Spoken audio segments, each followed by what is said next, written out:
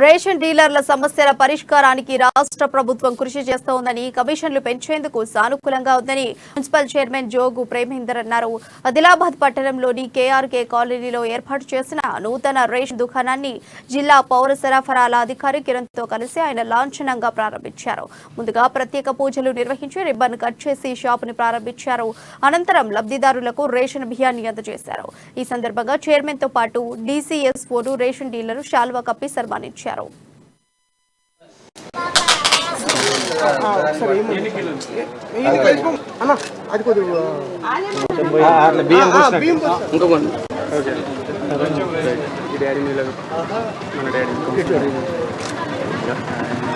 గత కొన్నాళ్ళుగా ఈ కేఆర్కే కాలనీకి సంబంధించినటువంటి షాప్ ఇన్ఛార్జ్లో డీలర్ లేకపోవడం వలన ఇన్ఛార్జ్ డీలర్తో నడిపించడం జరిగింది.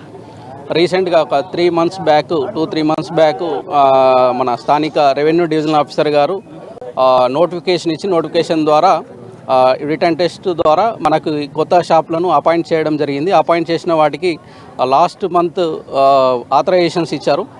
ఈ రోజు నుండి ఈ FP shop dealer incharge dealer కాకుండా ఎవరైతే అపాయింట్ అయినారో ఆ షాప్ ఎఫీ షాప్ డీలరు ఇక్కడ నుండి ఈ కాలనీకి దగ్గరలో ఉండాలన్న ఉద్దేశంతో ఇక్కడనే పంపిణీ చేయడం స్టార్ట్ అవుతుంది.